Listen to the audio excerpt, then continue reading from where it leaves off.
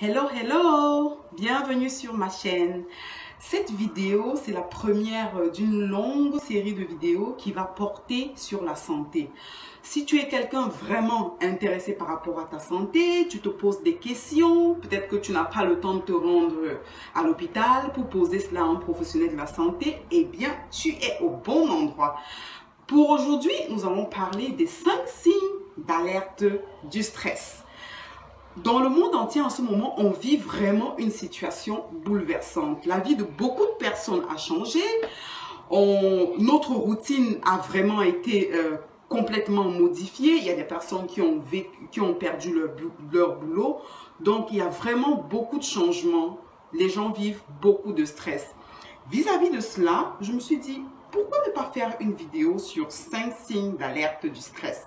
Ah oui, c'est important de rapidement identifier les 5 signes d'alerte et bien sûr, adopter les mesures qui s'imposent. Donc, si tu veux savoir les 5 signes d'alerte du stress, allez, rejoins-moi tout de suite dans la suite de la vidéo.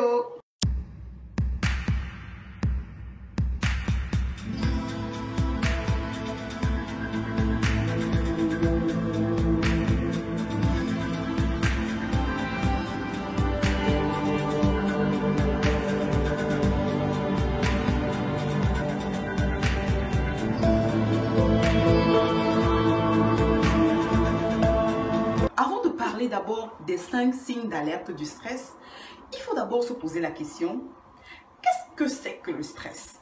Oui, c'est une question qui a l'air apparemment très facile, mais ce n'est pas si évident que ça. Bon, pour ne pas rentrer dans des détails trop scientifiques et trop longs, il faut simplement dire que le stress, c'est la pression qu'on ressent tous les jours. Oui, c'est la pression qu'on ressent dans la société qui va vraiment très vite, où on doit faire des tâches à une vitesse vraiment très accélérée. Donc, c'est un peu globalement cela qu'on est stressé. Alors, les signes, le premier signe, qu'est-ce qu'on ressent quand on est stressé? Globalement, je vais les classer de façon un peu anarchique, oui. Parce qu'il y a des signes qui sont physiques, il y a des signes qui sont comportementaux, il y a des signes qui sont cognitifs, c'est-à-dire liés à l'intellect, et il y a des signes qui sont des signes émotionnels. Tous ces signes-là rentrent dans les signes du stress. Bon, pour faire les choses simplement, pour le premier signe, c'est d'abord l'insomnie. Quand on est stressé, on a vraiment du mal à s'endormir. Oui. Soit on a du mal à s'endormir ou alors on dort mais on se réveille. On a trop de périodes d'interruption du sommeil. Oui, c'est-à-dire des réveils répétitifs pendant le sommeil. Donc en une nuit, on peut se retrouver en train de se réveiller même 3, 4, 5 fois sans pour autant savoir pourquoi est-ce qu'on se réveille. Oui. Ou alors... on peut aussi avoir cette difficulté d'endormissement. Donc tout cela, ce sont des troubles du sommeil. On peut classer ça grosso modo comme des troubles du sommeil. Donc ça, c'est le premier signe. Le deuxième signe, ce sont des troubles comportementaux. Bon, dans troubles comportementaux, je vais surtout parler de l'irritabilité. Quand on est stressé, on est irritable. Oui. Pour peu qu'un collègue nous pose une question, est-ce que tu peux m'expliquer ceci? On est déjà en train de rouler les yeux. Celui-là, il me dérange.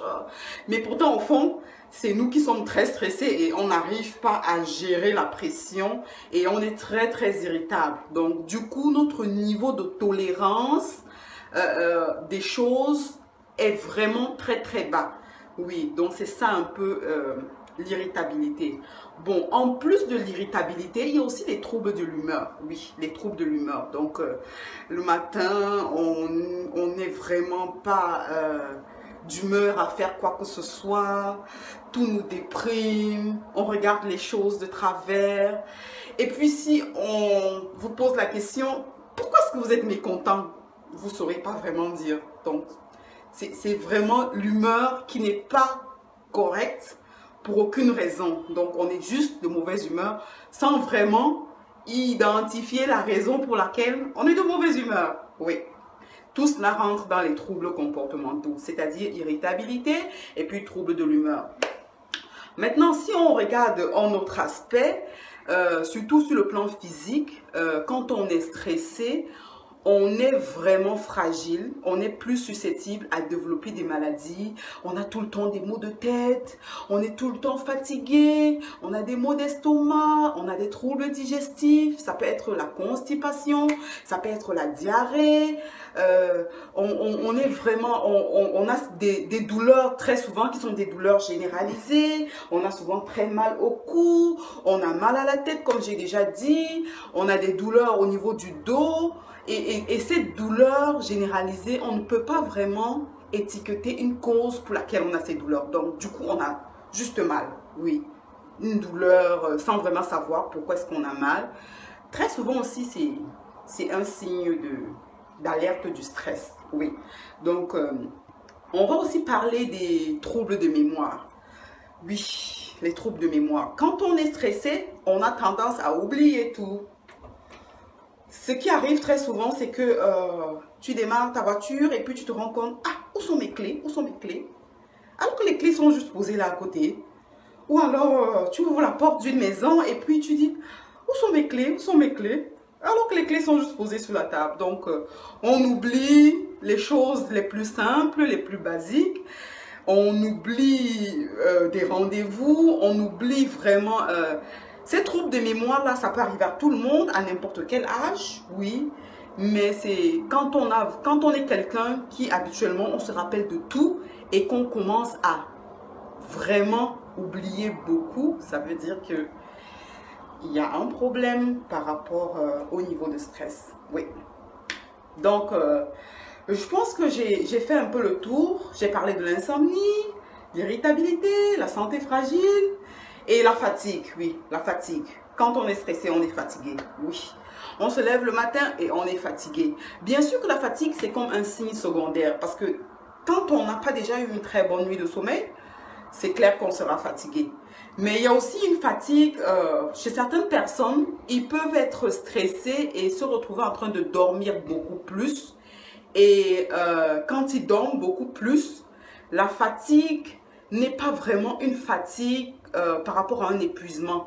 C'est une fatigue liée au manque de motivation. Oui, donc c'est une fatigue qui est beaucoup plus psychologique. Il n'y a pas d'entrain, il n'y a pas d'envie de faire quoi que ce soit. Donc tout cela aussi, ce sont des signes de stress. Je crois qu'on a fait le tour déjà des 5 signes. Bien sûr qu'il y a d'autres signes, il y a vraiment d'autres signes. Je ne peux pas, dans une seule vidéo, vous énumérer tous les signes qui rentrent dans le stress. Au début, j'ai parlé des grandes catégories, c'est-à-dire les signes physiques, les signes comportementaux, les signes émotionnels, les signes cognitifs du stress. Ça, ce sont les grandes catégories. Maintenant, dans chaque catégorie, on peut avoir vraiment plusieurs autres symptômes qui rentrent dans chaque catégorie. Donc, je vous ai juste parlé des signes de façon globale. Et si par hasard vous ressentez ou alors vous avez présenté ces signes, c'est déjà l'occasion pour vous de vous rendre compte que oui, il faut vraiment faire attention à mon niveau de stress et il est temps de chercher des méthodes de relaxation pour essayer de se détendre, de relaxer. Parce que quoi qu'on fasse, le stress fait partie de la vie. Oui. À partir du moment où on est des êtres vivants, le stress est là. Ça nous accompagne jusqu'à la fin. Donc, c'est vraiment, ça fait partie de la vie. Pour cette vidéo, je vous ai présenté un petit mini quiz. C'est juste pour vous permettre d'évaluer vous-même votre niveau de stress dans votre vie quotidienne. Donc, ce mini quiz, c'est composé de 5 questions. C'est des questions très simples auxquelles il faut répondre oui ou bien non. C'est juste comme un self-assessment, comme les anglophones disent, auto-évaluation. Donc, si vous avez répondu oui aux 5 questions qui vous ont été posées, ça veut dire que vous avez des raisons de vous inquiéter. Ça veut dire que vous avez du mal à gérer un peu votre stress et peut-être il va falloir penser à intégrer des méthodes de détente, de relaxation dans votre vie pour que vous puissiez mieux gérer votre stress. Si au cours du quiz, vous avez répondu entre 2 à 3 ou 4, oui, ça veut dire que vous êtes dans la zone intermédiaire. Oui, la zone intermédiaire, c'est un peu comme la zone où on a quand même un peu du mal à gérer son stress, mais on parvient malgré tout à gérer quand même grosso modo les choses. Ce n'est pas trop la catastrophe, oui. De temps en temps, il y a des pics, des périodes difficiles, mais on parvient quand même à s'en sortir. Ça, c'est la période que j'appelle la période intermédiaire. Maintenant, si vous avez répondu non à toutes les 5 questions qui vous ont été posées, eh ben, c'est une bonne chose. Ça veut dire que vous êtes quelqu'un qui savait bien gérer votre stress dans la vie quotidienne. Vous êtes quelqu'un de très organisé, quelqu'un qui sait vraiment comment faire redescendre la pression. Donc, ça veut dire que c'est un bon signe pour vous. C'est quelque chose que vous devez continuer dans votre vie future et pour la suite. Donc, c'est un peu ce que moi je vous propose.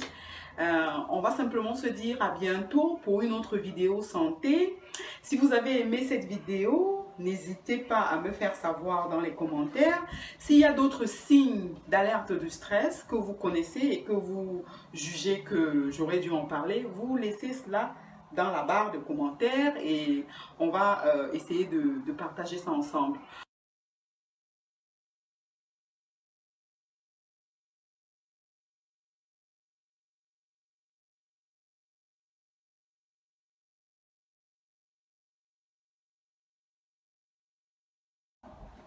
La crise du coronavirus dans le monde entier nous a rappelé combien de fois la santé est vraiment primordiale. Oui, cela nous a rappelé que la santé, c'est le number one. C'est d'abord par ça. Parce que quand on n'est pas en santé, rien ne va plus. Même notre économie est touchée. Oui, le coronavirus dans le monde entier nous a rappelé cela. Combien de fois? Quand on n'est pas en santé, on ne peut rien faire. On ne peut vraiment rien faire. Du coup, moi j'ai réfléchi, je me suis dit, pourquoi ne pas faire une chaîne YouTube qui parle de santé? Oui, oui, oui, oui. Et du coup, je me suis dit, je vais commencer par cette grande série de vidéos qui va surtout parler de votre santé. Donc, voilà comment ça va se passer. Je prends un thème de santé. Je vais le présenter simplement dans un langage très simple. Ça ne sera pas des termes très très scientifiques. Ce sera quelque chose vraiment de basic, comme les anglophones disent. Très simple, comme un échange entre personnes, c'est-à-dire entre mes abonnés et puis moi. Et puis, chacun pourra mettre son commentaire ou alors s'il y a un aspect que je n'ai pas abordé, vous pouvez toujours me le faire savoir. Et ce sera comme ça pour chaque thème de santé qu'on va aborder ensemble. Donc, si vous êtes quelqu'un que vous êtes vraiment intéressé par rapport à votre santé, ou alors vous êtes vraiment passionné de connaître un sujet de santé particulier, eh bien, vous êtes au bon endroit. Ça, c'est vraiment la bonne chaîne parce que quoi qu'on fasse, sans la santé, on ne peut rien faire du tout. La santé, c'est vraiment le number one.